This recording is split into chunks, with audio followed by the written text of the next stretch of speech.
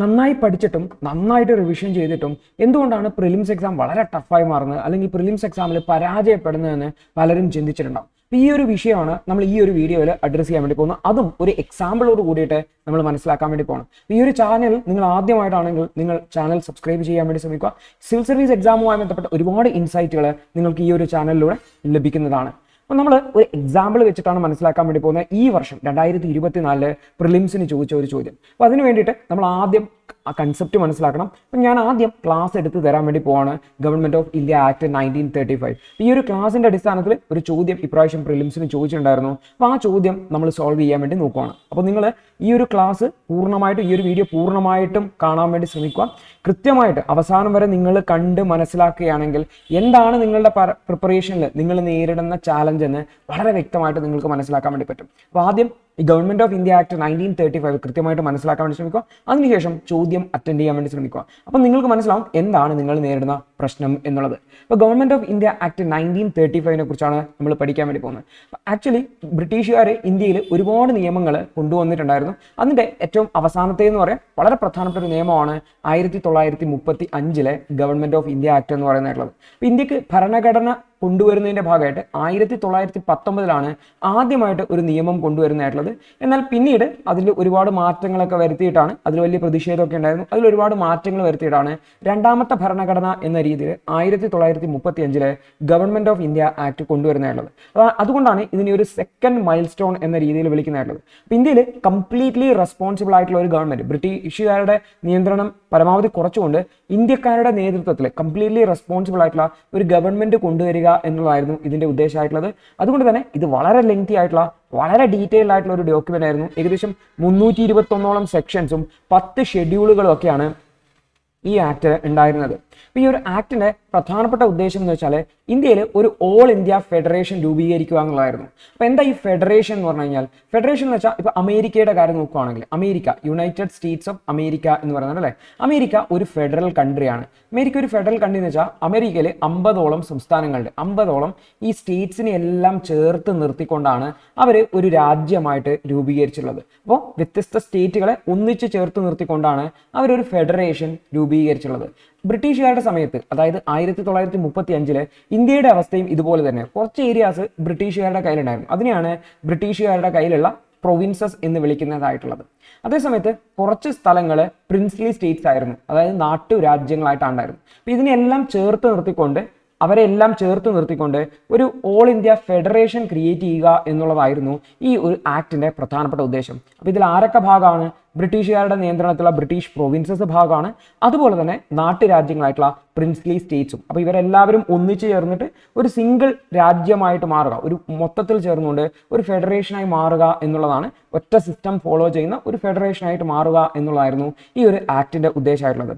അപ്പോൾ ഇത്തരത്തിൽ ഫെഡറേഷനായി മാറുമ്പോൾ പ്രിൻസ്ലി സ്റ്റേറ്റ്സിലെ രാജാവ് വിചാരിക്കും അല്ലേ, ഞാൻ എന്തിനാ എൻ്റെ അധികാരങ്ങൾ മുഴുവൻ കൊടുത്തിട്ട് ഈ രാജ്യത്തിന്റെ ഭാഗമായി മാറുന്നതെന്ന്. അപ്പോൾ ഈ ഒരു പ്രശ്നത്തെ അഡ്രസ്സ് ചെയ്യാൻ വേണ്ടിയിട്ട് ചില അധികാരങ്ങൾ പ്രിൻസ്ലി സ്റ്റേറ്റ്സിന് അല്ലെങ്കിൽ അത്തരത്തിലുള്ള യൂണിറ്റുകളെ ഫെഡറൽ യൂണിറ്റുകൾ എന്നാണ് വിളിക്കുക. ഒരു ഫെഡറേഷന്റെ ഭാഗമായിട്ടുള്ളതിനെ ഫെഡറൽ യൂണിറ്റുകൾ എന്നാണ് വിളിക്കുക. അപ്പോൾ നമുക്ക് ഈ ഫെഡറൽ യൂണിറ്റിനെ ഇവിടെ നമുക്ക് പ്രൊവിൻസ് എന്ന് വിളിക്കാം. ഓവറോൾ ഇതിനെല്ലാം പ്രൊവിൻസ് എന്ന് കമ്പൈൻ ചെയ്തിട്ട് വിളിക്കാം. അപ്പോൾ മൊത്തം വിഷയങ്ങളെ തീരുമാനമെടുക്കാനുള്ള മൊത്തം അധികാരമുള്ള വിഷയങ്ങളെ 3 ലിസ്റ്റുകളായിട്ട് തിരിച്ചിട്ടുണ്ടായിരുന്നു ഈ ഒരു ആക്ടിൽ. അതിലാദ്യത്താണ് ഫെഡറൽ ലിസ്റ്റ് എന്ന് പറയുന്നതായിട്ടുള്ളത്. ഫെഡറൽ ലിസ്റ്റ് എന്ന് പറഞ്ഞാൽ മൊത്തം ഫെഡറേഷനെ കൺട്രോൾ ചെയ്യുന്നതിന് വേണ്ടിയിട്ടുള്ള ഒരു ഗവൺമെന്റ് ഉണ്ടാവും. അവർക്ക് വേണ്ടിയിട്ട് നിയമനിർമ്മാണത്തിന് ഒരു ലെജിസ്ലേച്ചർ ഉണ്ടാവും, സെൻട്രൽ ലെജിസ്ലേച്ചർ അല്ലെങ്കിൽ യൂണിയൻ ലെജിസ്ലേച്ചർ എന്ന് വിളിക്കാം. അപ്പോൾ ഈ ഒരു സെൻട്രൽ അല്ലെങ്കിൽ യൂണിയൻ ലെജിസ്ലേച്ചറിന് നിയമനിർമ്മാണാധികാരമുള്ള വിഷയങ്ങളാണ് ഫെഡറൽ ലിസ്റ്റിൽ വരുന്നത്. അതിൻ്റെ നടപ്പിലാക്കാനുള്ള അധികാരം ഫെഡറൽ ഗവൺമെന്റ് അല്ലെങ്കിൽ സെൻട്രൽ ഗവൺമെന്റിനാണ് വരിക എന്ന് മനസ്സിലാക്കുക. അതേസമയത്ത് ഈ ഒരു പ്രൊവിൻഷ്യൽ യൂണിറ്റുകൾ, അതായത് നമ്മളെ ഈ രാജ്യത്ത് ഇന്നത്തെ സംസ്ഥാനങ്ങളെ പോലെയുള്ള പ്രൊവിൻഷ്യൽ യൂണിറ്റുകൾക്ക് വേണ്ടിയിട്ട് ഒരു പ്രൊവിൻഷ്യൽ ലിസ്റ്റ് കൊടുത്തിട്ടുണ്ട്. ഈ പ്രൊവിൻഷ്യൽ ലിസ്റ്റിൽ 54ഓളം വിഷയങ്ങൾ ഉണ്ടായിരുന്നു. ഈ 54ഓളം വിഷയങ്ങളിൽ സംസ്ഥാനങ്ങൾക്ക് അല്ലെങ്കിൽ അന്നത്തെ പ്രൊവിൻസുകൾക്കാണ് നിയമനിർമ്മാണ അധികാരം കൊടുത്തിട്ടുണ്ടായിരുന്നത്. അതിനെ ഇംപ്ലിമെന്റ് ചെയ്യാൻ വേണ്ടിയിട്ട് പ്രൊവിൻസുകളിൽ ഓരോ ഗവൺമെന്റുകളും ഉണ്ടാവും. നമ്മുടെ രാജ്യത്ത് നമ്മൾ ഇന്ന് നോക്കിക്കഴിഞ്ഞാൽ ഒരു സെൻട്രൽ ഗവൺമെന്റ് ഉണ്ട്, അതാണ് ഫെഡറൽ എന്ന് പറയുന്നത്. അതേസമയത്ത് സ്റ്റേറ്റിൽ നോക്കിക്കഴിഞ്ഞാൽ സ്റ്റേറ്റ് ഗവൺമെന്റ്, അതിനെയാണ് പ്രൊവിൻഷ്യൽ എന്നതുകൊണ്ട് ഉദ്ദേശിക്കുന്നതായിട്ടുള്ളത്. അതേസമയത്ത് ചില വിഷയങ്ങളുണ്ടാവും, അതായത് സെൻട്രലിനും ഇമ്പോർട്ടൻ്റ് ആയിരിക്കും, സ്റ്റേറ്റിനും ഇമ്പോർട്ടൻ്റ് ആയിരിക്കും. അതേപോലെ തന്നെ എല്ലാ രാജ്യത്തും മുഴുവൻ തന്നെ യൂണിഫോം ആയിട്ട് നടപ്പിലാക്കേണ്ടതായിട്ടുണ്ട്. അപ്പോൾ ഇത് യൂണിഫോം ആയിട്ട് നടപ്പിലാക്കേണ്ട വിഷയം ആയതുകൊണ്ട് തന്നെ അത് കൺകറന്റ് ലിസ്റ്റിലാണ് പെടുത്തുക. അപ്പോൾ കൺകറന്റ് ലിസ്റ്റിൽ പെടുത്തു കഴിഞ്ഞാൽ അതിൽ ഈ ഫെഡറൽ ഗവൺമെന്റിനും പ്രൊവിൻഷ്യൽ ഗവൺമെന്റിനും തുല്യ അധികാരമാണുള്ളത്. അപ്പോൾ അതിൽ 36 ഐറ്റങ്ങൾ ഉണ്ടായിരുന്നു. അതിൽ നിയമനിർമ്മാണം നടത്താൻ 2 പേർക്കും പറ്റും, അത് ഇംപ്ലിമെന്റ് ചെയ്യാനും 2 പേർക്കും പറ്റും. അപ്പോൾ ഇങ്ങനെ മൊത്തം ലിസ്റ്റിനെ 3 ലിസ്റ്റുകളാക്കി, മൊത്തം വിഷയങ്ങളെ 3 ലിസ്റ്റുകളാക്കി തിരിക്കുകയാണ് ഗവൺമെന്റ് ഓഫ് ഇന്ത്യ ആക്ടിൽ ചെയ്തിട്ടുണ്ടായിരുന്നത്. ഇപ്പോൾ ഫെഡറൽ ലിസ്റ്റ് ഉണ്ട്, സെൻട്രൽ ഗവൺമെന്റിന്റെ കീഴിൽ, പ്രൊവിൻഷ്യൽ ലിസ്റ്റ് ഉണ്ട്, പ്രൊവിൻസിന്റെ കീഴിൽ, കൺകറന്റ് ലിസ്റ്റ് ഉണ്ട്, 2 പേർക്കും കോമൺ ആയിട്ടുള്ളത് എന്നുള്ളതിൽ. ഇത് കൂടാതെ ഏതെങ്കിലും പുതിയ അധികാരങ്ങൾ, ഇപ്പോൾ പുതിയ വിഷയങ്ങൾ വരികയാണെന്ന് വെച്ചോ, അത്തരം വിഷയങ്ങളാണ് നമ്മൾ റെസിജ്വറി എന്ന് പറയുന്നതായിട്ടുള്ളത്. കാരണം ഈ ലിസ്റ്റ് ഉണ്ടാക്കുന്ന സമയത്ത് കുറച്ച് വിഷയങ്ങളുണ്ടാവും, അതെല്ലാം ലിസ്റ്റ് ചെയ്ത് ഇനി ഏതെങ്കിലും ഒരു പുതിയ വിഷയം ഉണ്ടാക്കി വിചാരിച്ചോ. അപ്പോൾ ആ പുതിയ വിഷയം വരുവാണ്. ഉദാഹരണത്തിന് അന്ന് 1935 ഒരു ഇന്റർനെറ്റ് ഉണ്ടായിരുന്നില്ല. അപ്പോൾ പെട്ടെന്ന് ഇന്റർനെറ്റ് എന്ന് പറഞ്ഞൊരു വിഷയം വരുവാണെങ്കിൽ ഈ ഇന്റർനെറ്റിനെ ആരുടെ പരിധിയിലേക്ക് പെടുത്തും? അപ്പോൾ അത്തരത്തിലുള്ള വിഷയങ്ങൾക്ക് വേണ്ടിയിട്ടാണ് റെസിജ്വറി ലിസ്റ്റ് ഉള്ളത്. അപ്പോൾ റെസിജ്വറി പവർ വൈസ്രോയുടെ നിയന്ത്രണത്തിലായിട്ടാണ് ഉണ്ടായിരുന്നതെന്ന് ഓർത്തുക. ഏതെങ്കിലും ഒരു പുതിയ വിഷയം വരുവാണ്, അത് പൂർണ്ണമായിട്ടും വൈസ്രോയ് അല്ലെങ്കിൽ ഗവർണർ ജനറലിന്റെ അധികാരത്തിലേക്ക് വരും എന്നുള്ളതാണ്. എന്നാൽ ഓർത്ത് വെക്കേണ്ട കാര്യം വെച്ചാൽ 1935 ഇത്തരത്തിലുള്ള ഒരു ഗവൺമെന്റ് ഓഫ് ഇന്ത്യ ആക്ട് കൊണ്ടുവരാൻ വേണ്ടി ശ്രമിച്ചെങ്കിലും ഈ ഒരു ഫെഡറേഷൻ എന്ന് പറയുന്ന കൺസെപ്റ്റ് ഒരിക്കലും നിലവിൽ വന്നിട്ടുണ്ടായിരുന്നില്ല. എന്തുകൊണ്ട് നിലവിൽ വന്നില്ല എന്ന് ചോദിച്ചു കഴിഞ്ഞാൽ പ്രിൻസ്ലി സ്റ്റേറ്റ്സുകൾ ഇതിൽ ജോയിൻ ചെയ്യാൻ താല്പര്യം കാണിച്ചില്ല എന്നാണ്. നിങ്ങളൊന്ന് ചിന്തിച്ചു നോക്കിയേ, ഒരു പ്രിൻസ്ലി സ്റ്റേറ്റ്സ് ആകുമ്പോൾ, ഒരു നാട്ടുരാജ്യമാകുമ്പോൾ അവർക്ക് ഓൾറെഡി അധികാരങ്ങളുണ്ട് അല്ലേ? ആ രാജാവിന് ആ രാജ്യത്ത് പൂർണ്ണമായ അധികാരമുണ്ട്. അപ്പോൾ അത്തരം ഒരു രാജാവ് എന്തിന് സ്വന്തം അധികാരത്തെ ഇല്ലാതാക്കിക്കൊണ്ട് ഒരു പ്രൊവിൻഷ്യൽ ഒരു ഫെഡറേഷന്റെ ഭാഗമായി മാറുക, എന്നിട്ട് സ്വന്തം അധികാരത്തെ ചുരുക്കുക എന്ന രീതിയിൽ എന്തുകൊണ്ട് ചിന്തിക്കണം? അപ്പോൾ അതുകൊണ്ട് തന്നെ നാട്ടുരാജ്യങ്ങൾക്ക് ഇത് അക്സെപ്റ്റബിൾ ആയിരുന്നില്ല. അവരാരും തന്നെ ഇത്തരത്തിലുള്ള ഫെഡറേഷനിൽ ജോയിൻ ചെയ്യാൻ വന്നിട്ടുണ്ടായിരുന്നില്ല എന്നുകൂടി ഓർത്തുക. 1919 ആക്ടിൽ, അതായത് ഇതിന് മുന്നേ കൊണ്ടുവന്ന ആക്ടിലെ, അതായത് പ്രൊവിൻസിലെ ഡയാർക്കി എന്ന് പറയുന്ന ഒരു സിസ്റ്റം കൊണ്ടുവന്നിട്ടായിരുന്നു. അതായത് ഡയാർക്കി എന്ന് പറയുന്ന സിസ്റ്റം എന്ന് വെച്ചാൽ, അതായത് പ്രൊവിൻസിൽ നമ്മൾ കുറേ അധികാരങ്ങൾ കൊടുത്തിട്ടുണ്ട് അല്ലേ? നമ്മൾ പറഞ്ഞു 56 വിഷയങ്ങളുണ്ട്. ഈ പ്രൊവിൻസിൽ കൊടുത്ത വിഷയങ്ങൾ തന്നെ എല്ലാ വിഷയങ്ങളുടെയും നിയമനിർമ്മാണ അധികാരം അല്ലെങ്കിൽ തീരുമാനം എടുക്കാനുള്ള അധികാരം അവിടുത്തെ പ്രൊവിൻഷ്യൽ ഗവൺമെന്റിന് കൊടുത്തിട്ടുണ്ടായിരുന്നില്ല. അതിനു പകരം പ്രൊവിൻഷ്യൽ സബ്ജക്റ്റുകളെ തന്നെ 2ആയിട്ട് തിരിച്ചിട്ടുണ്ടായിരുന്നു. ഒന്ന് റിസർവ്ഡ് സബ്ജക്റ്റും രണ്ടാമത്തത് ട്രാൻസ്ഫേർഡ് സബ്ജക്റ്റും. ഇത് 1919 ആക്ട് നമ്മൾ പഠിക്കുമ്പോൾ ഡീറ്റെയിൽ ആയിട്ട് പഠിക്കുന്ന ഒരു കാര്യമാണ്. ഓക്കെ, അപ്പോൾ റിസർവ്ഡ് സബ്ജക്റ്റുകൾ ഉണ്ടായിരുന്നു, ട്രാൻസ്ഫേർഡ് സബ്ജക്റ്റുകൾ ഉണ്ടായിരുന്നു. പ്രത്യേകിച്ചും വളരെ പ്രധാനപ്പെട്ട ബ്രിട്ടീഷുകാർക്ക് അവരുടെ കയ്യിൽ നിയന്ത്രണം വേണം എന്ന് ആഗ്രഹിക്കുന്ന സബ്ജക്റ്റുകളാണ് റിസർവ്ഡ് സബ്ജക്റ്റിൽ പെടുത്തിക്കൊണ്ട് അവരത് സംസ്ഥാനത്തെ അല്ലെങ്കിൽ പ്രൊവിൻസിലെ ഗവർണർ ജനറലുടെ അധികാരത്തിലേക്ക് വെച്ചിട്ടുണ്ടായിരുന്നത്. ട്രാൻസ്ഫേർഡ് സബ്ജക്റ്റുകളാവട്ടെ അത് അവിടുത്തെ പ്രൊവിൻഷ്യൽ ലെജിസ്ലേച്ചർ അല്ലെങ്കിൽ പ്രൊവിൻഷ്യൽ ഗവൺമെന്റിനെ തീരുമാനിക്കാൻ പറ്റുന്ന വിഷയങ്ങളാക്കിയിട്ടാണ് മാറ്റിയിട്ടുണ്ടായിരുന്നത് എന്നുള്ളത്. എന്നാൽ 1919 ആക്ടിലെ ഈ ഒരു പ്രൊവിൻസസിലുള്ള ഡയാർക്കി അബോളിഷ് ചെയ്യുകയും പ്രൊവിൻസുകൾക്ക് ഓട്ടോണമി നൽകുകയും ചെയ്തു. എന്തുകൊണ്ടാണ് പ്രൊവിൻസുകൾക്ക് ഓട്ടോണമി നൽകിയത്? കാരണം പ്രിൻസ്ലി സ്റ്റേറ്റ്സുകൾ വന്ന് ജോയിൻ ചെയ്യണം എന്നുള്ള ആഗ്രഹം ഉണ്ടല്ലേ? അപ്പോൾ പ്രൊവിൻസുകളിലും ഈ ഒരു ഡയാർക്കി കൊണ്ടുവരുവാണെങ്കിൽ അവിടെ ബ്രിട്ടീഷുകാരുടെ ഗവർണർക്കാരും അധികാരം എന്നുള്ള രീതിയിലായിരിക്കും വരിക. അതൊരിക്കലും പ്രിൻസ്ലി സ്റ്റേറ്റ്സുകൾക്ക് അംഗീകരിക്കാൻ പറ്റില്ല എന്ന് നമുക്ക് മനസ്സിലാക്കാൻ വേണ്ടി വരും. അതുകൊണ്ട് തന്നെ പ്രിൻസ്ലി സ്റ്റേറ്റ്സുകളെ സ്വാധീനിക്കുന്നതിന് വേണ്ടിയിട്ട്, അതുപോലെ തന്നെ 1919 പ്രൊവിൻസുകളിൽ ഡയാർക്കി കൊണ്ടുവന്നിട്ട് വലിയ പ്രതിഷേധം ഉണ്ടായിരുന്നു. അപ്പോൾ അതിൻ്റെയൊക്കെ ഒരു തുടർച്ചയായിട്ട് പ്രൊവിൻസുകൾക്ക് കംപ്ലീറ്റ് ഓട്ടോണോമി നൽകുന്ന രീതിയിലാണ് 1935 ആക്ട് വന്നിട്ടുണ്ടായത്. അതായത് പ്രൊവിൻസുകളെ ഓട്ടോണോമസ് യൂണിറ്റ്സ് ഓഫ് അഡ്മിനിസ്ട്രേഷൻ, അതായത് സ്വയം ഭരണാധികാരമുള്ള ഭാഗങ്ങളൊക്കെ ആയിട്ടാണ്. അതായത് ഒരു ഫെഡറേഷന്റെ ഭാഗമാണെങ്കിലും അവരുമായി ബന്ധപ്പെട്ട വിഷയങ്ങൾ, പ്രത്യേകിച്ചും പ്രൊവിൻഷ്യൽ ലിസ്റ്റിൽപ്പെട്ട വിഷയങ്ങളിൽ അവർക്ക് സ്വതന്ത്രമായിട്ട് തീരുമാനങ്ങൾ എടുത്ത് നടപ്പിലാക്കാനുള്ള അധികാരമുള്ള പ്രൊവിൻഷ്യൽ യൂണിറ്റുകൾ, ഓട്ടോണോമസ് സ്വതന്ത്രാധികാരമുള്ള പ്രൊവിൻഷ്യൽ യൂണിറ്റുകളായിട്ടാണ് അവരെ തിരിച്ചിരുന്നതെന്നും കൂടി ഓർത്തു വെക്കണമായിരുന്നു. ഇതുപോലെ തന്നെ പ്രൊവിൻസുകളിലെ ഗവൺമെന്റുകൾ വരുമെന്നും ആ ഗവൺമെന്റുകൾ വളരെ റെസ്പോൺസിബിൾ ആയിട്ടുള്ള ഗവൺമെന്റ് ആയിരിക്കും എന്നുള്ള രീതിയിലാണ് പറഞ്ഞിട്ടുണ്ടായിരുന്നത്. ഓരോ പ്രൊവിൻസുകളിലും ഒരു ഗവർണർ ഉണ്ടാവും. ഈ ഗവർണർ അവിടുത്തെ പ്രൊവിൻഷ്യൽ ലെജിസ്ലേച്ചറും അവിടുത്തെ മിനിസ്റ്റേഴ്സിൻ്റെയും ഒക്കെ അഡ്വൈസിനനുസരിച്ച്, പ്രധാനമായിട്ടും മിനിസ്റ്റേഴ്സിന്റെ അഡ്വൈസിനനുസരിച്ചാണ് ഗവർണർ പ്രവർത്തിക്കുക. ഈ മിനിസ്റ്റേഴ്സ് ആയിക്കോട്ടെ പ്രൊവിൻഷ്യൽ ലെജിസ്ലേച്ചറിനോട് റെസ്പോൺസിബിൾ ആയിരിക്കും എന്ന രീതിയിൽ പറഞ്ഞു. അതായത് നമ്മുടെ ഇന്നത്തെ നിയമസഭ പോലെയൊക്കെ നിയമസഭയോട് റെസ്പോൺസിബിൾ ആണ് നമ്മുടെ മിനിസ്റ്റേഴ്സ് ആയിട്ടുള്ളത്. കാരണം മിനിസ്റ്റേഴ്സിനെ നിയമസഭയിൽ ചോദ്യം ചെയ്യാൻ പറ്റും. അതുപോലെ തന്നെ പ്രൊവിൻഷ്യൽ ലെജിസ്ലേച്ചേഴ്സിൽ മിനിസ്റ്റേഴ്സിനെ ചോദ്യം ചെയ്യാൻ വേണ്ടി പറ്റും, അവരുടെ പ്രവർത്തനങ്ങളെ ചോദ്യം ചെയ്യാൻ വേണ്ടി പറ്റും. ഈ മിനിസ്റ്റേഴ്സിന്റെ അഡ്വൈസിനനുസരിച്ചാണ് ഗവർണർ പ്രവർത്തിക്കേണ്ടതായിട്ടുള്ളത് ഈ ഒരു പ്രൊവിൻസുകൾ എന്നുള്ളത്. അപ്പോൾ ആക്ച്വലി ഈ ഒരു ആക്ട് 1937 നിലവിൽ വരികയുണ്ടെങ്കിലും 1939 തന്നെ ഡിസ്കണ്ടിന്യൂ ചെയ്തിട്ടുണ്ടായിരുന്നു. അതിൻ്റെ കാരണം നമ്മൾ ഓൾറെഡി മനസ്സിലാക്കി. എന്താണ് കാരണം? ഗവൺമെൻറ് ഓഫ് ഇന്ത്യ ആക്ട് 1935 ആ ഒരു ഫെഡറൽ സിസ്റ്റത്തിൽ ജോയിൻ ചെയ്യാൻ വേണ്ടിയിട്ട് പ്രൊവിൻസുകൾ റെഡി ആയിരുന്നില്ല എന്നുള്ളതാണ്. അപ്പോൾ നേരത്തെ നമ്മൾ പറഞ്ഞ ഡയാർക്കി എന്ന് പറയുന്ന സമ്പ്രദായം അത് പ്രൊവിൻസുകളിൽ നിന്ന് ഒഴിവാക്കിയിട്ട് അത് സെൻറ്ററിലേക്ക് കൊണ്ടുവന്നു. കാരണം സെൻറ്ററിലേക്ക് ഈ ഒരു ഡയാർക്കി കൊണ്ടുവരുന്ന സംഭവമാണ് പിന്നീട് കണ്ടത്. അപ്പോൾ എന്താ ചെയ്തത്? ഫെഡറൽ സബ്ജക്റ്റുകളെ രണ്ടായിട്ട് തിരിച്ചു. ഫെഡറൽ സബ്ജക്റ്റുകളെ രണ്ടായി തിരിച്ചു പറഞ്ഞാൽ ഒന്ന് റിസർവ്ഡ് സബ്ജക്റ്റ് ആയിട്ട് തിരിച്ചു, രണ്ടാമത്തത് ട്രാൻസ്ഫേർഡ് സബ്ജക്റ്റ് ആയിട്ട് തിരിച്ചു. അപ്പോൾ ഈ റിസർവ്ഡ് സബ്ജക്റ്റ് ആയിട്ട് തിരിച്ചു, ട്രാൻസ്ഫേർഡ് സബ്ജക്റ്റ് ആയിട്ട് തിരിച്ചു എന്ന് പറഞ്ഞു കഴിഞ്ഞാൽ നമ്മൾ ഓർത്തു വെക്കേണ്ട കാര്യം എന്ന് വെച്ചാൽ, അതായത് സെൻട്രലിൽ ഒരു ഗവൺമെൻറ് ഉണ്ട്, ഒരു യൂണിയൻ ഗവൺമെൻറ് ഉണ്ട് അല്ലേ. ഈ യൂണിയൻ ഗവൺമെൻറ് ഭൂരിഭാഗവും ഇന്ത്യക്കാർ തന്നെയായിരിക്കും. അതുപോലെ തന്നെ സെൻട്രൽ ലെജിസ്ലേച്ചർ ഉണ്ട്, സെൻട്രൽ ലെജിസ്ലേച്ചറിലും ഭൂരിഭാഗം ഇന്ത്യക്കാർ തന്നെയായിരിക്കും ഉണ്ടാവുക. അപ്പോൾ പക്ഷേ ഇവിടെ ബ്രിട്ടീഷുകാർ അപ്പോഴും ഉണ്ട് അല്ലേ. ബ്രിട്ടീഷുകാർ പൂർണ്ണമായിട്ടും അവരുടെ അധികാരം വിട്ടൊഴിഞ്ഞു പോയിട്ടൊന്നുമില്ല. അതുകൊണ്ട് തന്നെ പൂർണ്ണമായിട്ടുള്ള അധികാരം ഇന്ത്യക്കാരുടെ കൈകളിലേക്ക് നൽകി കഴിഞ്ഞാൽ ബ്രിട്ടീഷുകാരെ ഇന്ത്യക്കാരെ പിടിച്ച് പുറത്താക്കും എന്ന് ബ്രിട്ടീഷുകാർക്ക് അറിയാം. അതുകൊണ്ട് തന്നെ പ്രധാനപ്പെട്ട കീ വിഷയങ്ങൾ, അവർക്ക് ഇമ്പോർട്ടൻ്റ് ആണെന്ന് തോന്നുന്ന, അല്ലെങ്കിൽ രാജ്യത്ത് ബ്രിട്ടീഷുകാർക്ക് നിയന്ത്രണം വേണം എന്ന് തോന്നുന്ന ഇമ്പോർട്ടൻ്റ് ആയിട്ടുള്ള കുറച്ച് വിഷയങ്ങളെ അവർ റിസർവ്ഡ് സബ്ജക്റ്റുകളാക്കി വെച്ചു. എന്നിട്ട് ഈ റിസർവ് സബ്ജക്റ്റുകൾ അല്ലെങ്കിൽ നാഷണൽ ഇമ്പോർട്ടൻസ് ഉള്ള ഈ സബ്ജക്റ്റുകളുടെ അധികാരം സെൻട്രലിലുള്ള ഗവർണർ ജനറലിന്റെ അധികാരത്തിലേക്ക് മാറ്റി. അതായത് ആ വിഷയങ്ങളിൽ തീരുമാനം എടുക്കാനുള്ള അധികാരം ആർക്കാണ്? ഗവർണർ ജനറലിന് മാത്രമാണ് റിസർവ്ഡ് സബ്ജക്റ്റുകൾ. ഓർത്തു വെക്കുക, ബ്രിട്ടീഷുകാർക്ക് അവരുടെ അധികാരം നിലനിർത്താൻ വേണ്ടിയിട്ട്, അവരുടെ ആ മേൽക്കോയ്മ നിലനിർത്താൻ വേണ്ടിയിട്ട് ആവശ്യമായിട്ടുള്ള കുറച്ച് വിഷയങ്ങളാണ് അവരെന്ത് ചെയ്തിട്ടുള്ളത്? ഈ ഒരു റിസർവ്ഡ് സബ്ജക്ട്സിന്റെ കീഴിൽ വെച്ചിട്ടുള്ളത്. അതേസമയത്ത് കോമൺ ആയിട്ടുള്ള വലിയ ഉത്തരവാദിത്തങ്ങളൊന്നുമില്ല, വലിയ ഉത്തരവാദിത്തങ്ങളുള്ള വലിയ സാമ്പത്തിക ചെലവൊക്കെയുള്ള മറ്റ് വിഷയങ്ങളെ ട്രാൻസ്ഫേർഡ് സബ്ജക്റ്റുകളാക്കി മാറ്റും. അത് യൂണിയൻ ലെജിസ്ലേച്ചറിന്റെ അധികാരത്തിലേക്ക് വിട്ടു. അത് നിങ്ങൾ എന്തെങ്കിലും ചെയ്തോ, നിങ്ങൾ ഇന്ത്യക്കാര് നിങ്ങളുടെ ഇഷ്ടത്തിനനുസരിച്ച് തീരുമാനിച്ചോ എന്നുള്ള രീതിയിൽ യൂണിയൻ ലെജിസ്ലേച്ചറിന്റെ പരിധിയിലേക്ക് വിട്ടു എന്നുകൂടി ഓർത്തു വെക്കേണ്ടതാണ്. അപ്പോൾ നമ്മൾ ഓർത്തു വെക്കേണ്ട കാര്യം എന്ന് വെച്ചാൽ ഈ പ്രൊവിഷൻസ് ഒക്കെ ആക്റ്റിൽ ഉണ്ടായിരുന്നെങ്കിൽ പോലും ഈ ആക്ട് നിലവിൽ വന്നിട്ടുണ്ടായിരുന്നില്ല. അതുകൊണ്ട് തന്നെ ഈ ആക്ട് കാര്യമായിട്ടുള്ള ഒരു ഇമ്പാക്ട് ഇന്ത്യയിൽ ഉണ്ടാക്കിയിട്ടില്ല എന്നുകൂടി ഓർത്തു വയ്ക്കേണ്ടതായിട്ട് ഉണ്ട്. അപ്പോൾ നമ്മൾ ഗവൺമെൻറ് ഓഫ് ഇന്ത്യ ആക്ടിനെ കുറിച്ചിട്ട് വളരെ സിമ്പിളായിട്ട്, വളരെ കൃത്യമായിട്ട് കുറച്ച് ബേസിക് ആയിട്ടുള്ള കാര്യങ്ങൾ മനസ്സിലാക്കിയല്ലേ. ഇത്ര മാത്രമല്ല ഗവൺമെൻറ് ഓഫ് ഇന്ത്യ ആക്ടിനെ കുറിച്ചിട്ട് മനസ്സിലാക്കാനുള്ളത്, അതിന് മറ്റ് പ്രൊവിഷൻസ് ഒക്കെ ഉണ്ട്. ഫെഡറൽ പബ്ലിക് സർവീസ് കമ്മീഷൻ വന്നു എന്നൊക്കെയുള്ള. അപ്പോൾ ഞാൻ ഈ ഒരു ഇപ്രാവശ്യം വന്ന ക്വസ്റ്റ്യൻ അറ്റൻഡ് ചെയ്യാൻ വേണ്ടിയിട്ട് നമുക്ക് സഫീഷ്യൻ്റ് ആയിട്ടുള്ള നോളജാണ് ഞാനിവിടെ പറഞ്ഞിട്ടുള്ളത്. അപ്പോൾ നിങ്ങൾക്ക് ഈ ഒരു വീഡിയോയിൽ ഇത്രയും പറഞ്ഞത് കൃത്യമായിട്ട് മനസ്സിലായിട്ടുണ്ടാവും എന്ന് വിചാരിക്കുന്നു. അങ്ങനെയാണെങ്കിൽ 2024 പ്രിലിംസിന് ചോദിച്ച ഈ ഒരു ചോദ്യം നിങ്ങളൊന്ന് അറ്റൻഡ് ചെയ്യാൻ വേണ്ടി ശ്രമിക്കണം.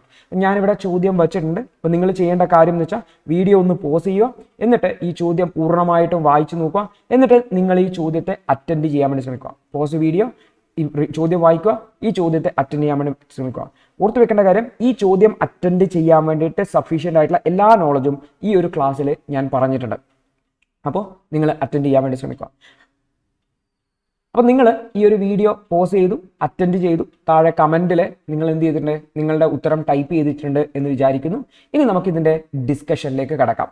അപ്പോൾ നമുക്ക് ചോദ്യം വായിച്ചു നോക്കാം. With reference to government of India act 1935 consider the following statement. It provided for the establishment of an all India federation based on the union of British Indian provinces and princely states എന്നുള്ളതാണ്. അതായത് ഈ ഒരു government of India ആക്ടിൽ ഒരു all India federation establish ചെയ്യാനാണ് പറഞ്ഞിരിക്കുന്നത്. ആരൊക്കെ ഉൾപ്പെട്ടിട്ട്?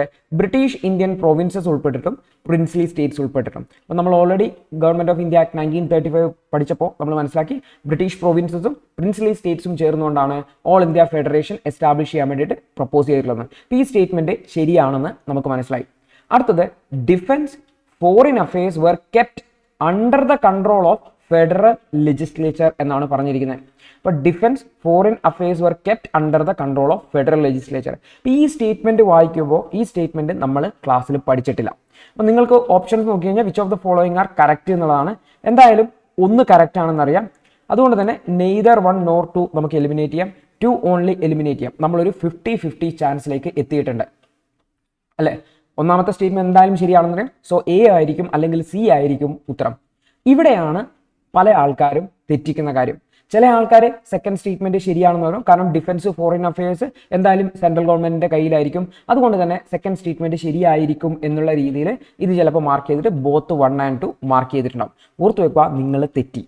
UPSC നിങ്ങളെ trick ചെയ്യും, UPSC നിങ്ങളെ പരീക്ഷിക്കുന്നുണ്ട്. അപ്പോൾ അത് കൃത്യമായിട്ട് മനസ്സിലാക്കിയിട്ട് വേണം നമ്മൾ UPSCയുടെ ക്വസ്റ്റ്യൻസിനെ അപ്രോച്ച് ചെയ്യാൻ വേണ്ടി. ഒരിക്കലും UPSC വളരെ സില്ലി ആയിട്ട് നമ്മളോട് ഒരു ചോദ്യം ചോദിക്കുന്ന ഒരു അപ്രോച്ചിൽ നമ്മൾ പോരുത്. ഇവിടെ കൃത്യമായിട്ടും ശ്രദ്ധിക്കേണ്ട കാര്യം വെച്ചാൽ defence foreign affairs kept under the control of federal legislature എന്നാണ് പറഞ്ഞിരിക്കുന്നത്. അപ്പം നമ്മൾ ഡയാർക്കി പഠിച്ചിട്ടുണ്ടായിരുന്നു അല്ലേ, സെന്ററിൽ ഡയാർക്കി പഠിച്ചിട്ടുണ്ടായിരുന്നു. ഡയാർക്കിനെ നമ്മൾ രണ്ടായിട്ട് തിരിച്ചു, റിസർവ്ഡ് സബ്ജക്റ്റ് ആയിട്ട് തിരിച്ചു, ട്രാൻസ്ഫേർഡ് സബ്ജക്റ്റ് ആയിട്ട് തിരിച്ചു.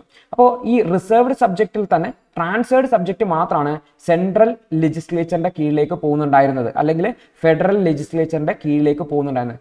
റിസർവ്ഡ് സബ്ജക്റ്റുകളോ ഗവർണർ ജനറലിന്റെ കീഴിലേക്കായിരുന്നു പോകുന്നുണ്ടായിരുന്നത് എന്ന് ഓർത്തു, അല്ലെങ്കിൽ വൈസ്രോയിയുടെ കീഴിലേക്കാണ് പോകുന്നത്. ഗവർണർ ജനറലോ വൈസ്രോയി, അന്ന് വൈസ്രോയി ആയിരുന്നു, അത് ഈ ഒരു ആക്ട് വരുമ്പോൾ അത് ഗവർണർ ജനറലായി മാറും. അപ്പോൾ ഗവർണർ ജനറലിന്റെ കീഴിലേക്കാണ് പോകുന്നുണ്ടായിരുന്നു എന്ന് ഓർത്തുക. അപ്പോൾ ഇവിടെ ഡിഫൻസും ഫോറിൻ അഫയേഴ്സും അത് റിസർവ്ഡ് സബ്ജക്റ്റ് ആണോ ട്രാൻസ്ഫേർഡ് സബ്ജക്റ്റ് ആണോ എന്ന് നമ്മൾ ക്ലാസ്സിൽ പറഞ്ഞിട്ടില്ല. കാരണം ഒരിക്കലും ഒരു ക്ലാസ്സിൽ അല്ലെങ്കിൽ ഒരു ടെക്സ്റ്റ് ബുക്കിൽ കംപ്ലീറ്റ് ഇൻഫർമേഷൻ നിങ്ങൾക്ക് കിട്ടില്ല. കാരണം UPSC നിങ്ങളുടെ അണ്ടർസ്റ്റാൻഡിങ് മനസ്സിലാക്കാൻ വേണ്ടിയിട്ട് ചോദ്യത്തെ ഫ്രെയിം ചെയ്യും.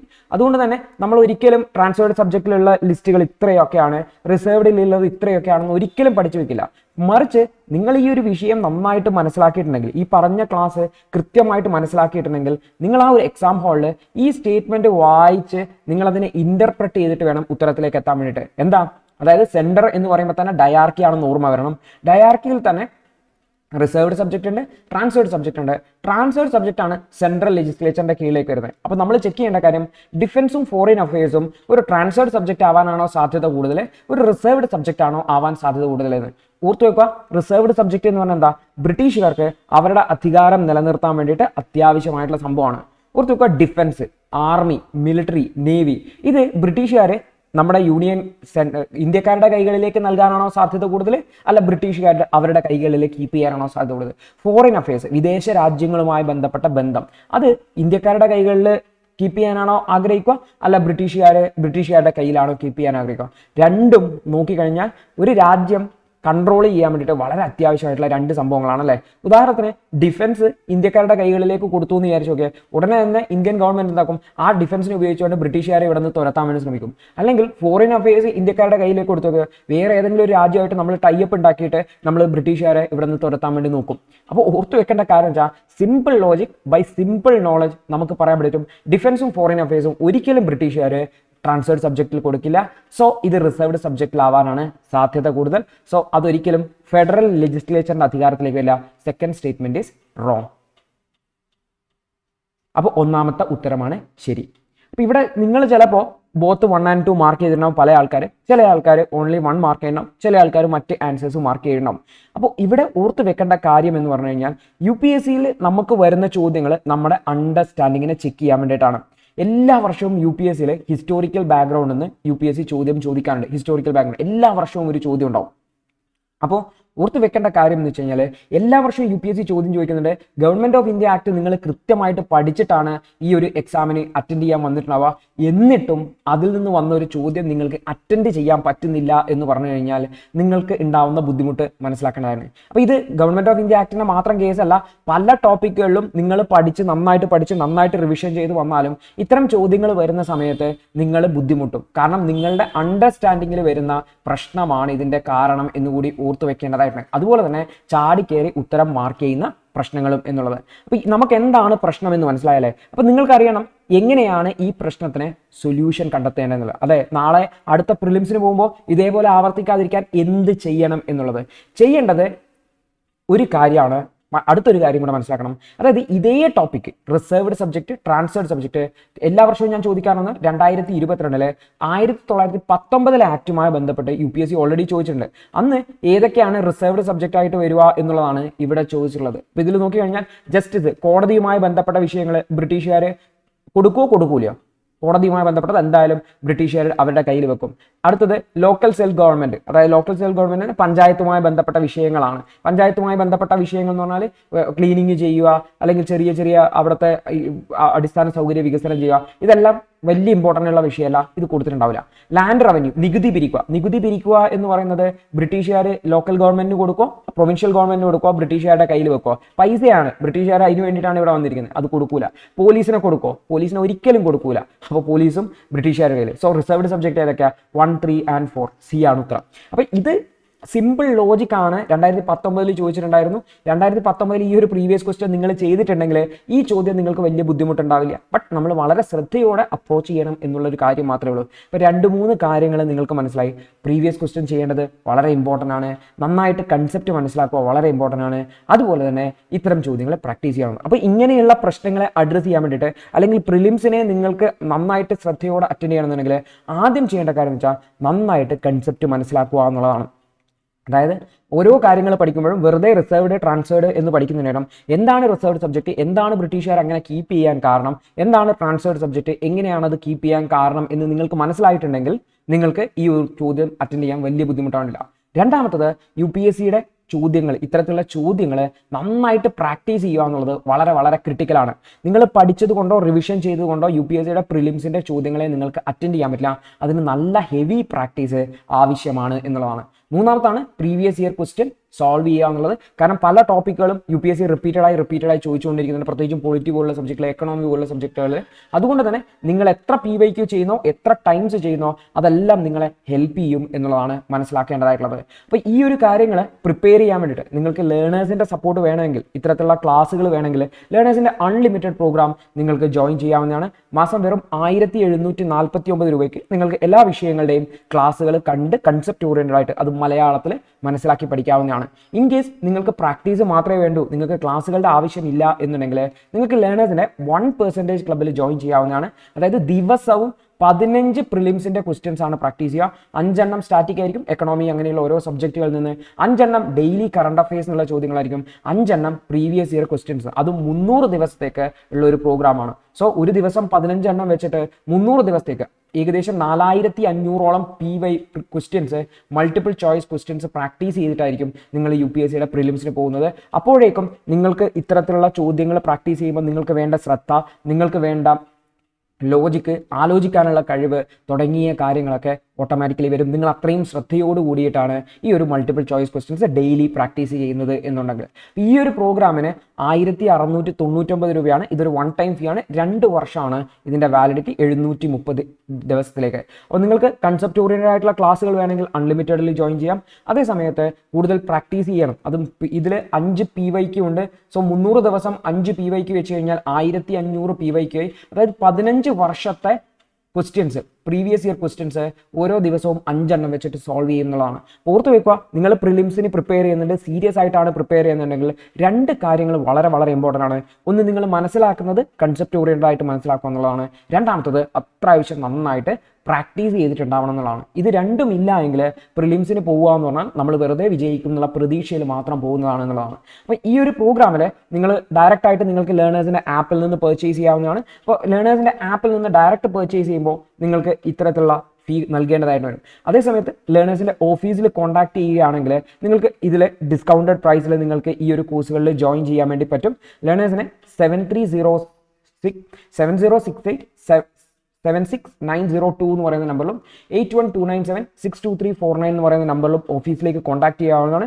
ഓഫീസിലേക്ക് കോൺടാക്ട് ചെയ്ത് കഴിഞ്ഞാൽ ലേണേഴ്സ് അൺലിമിറ്റഡ് മാസം വെറും 1500 രൂപയ്ക്കും, ലേണേഴ്സിൻ്റെ 1% ക്ലബ്ബിൽ മാസം 2 വർഷത്തേക്ക് 1500 രൂപയ്ക്കും നിങ്ങൾക്ക് ജോയിൻ ചെയ്യാൻ വേണ്ടി പറ്റും. അപ്പോൾ if you are serious about UPSC prelims preparation, practice and must thing, അത് നിങ്ങൾ കൃത്യമായിട്ട് ചെയ്യണം. അപ്പോൾ നിങ്ങൾക്ക് ഡെയിലി പ്രാക്ടീസ് ചെയ്യണമെങ്കിൽ 1% ക്ലബ്ബ് വളരെ യൂസ്ഫുൾ ആയിരിക്കും.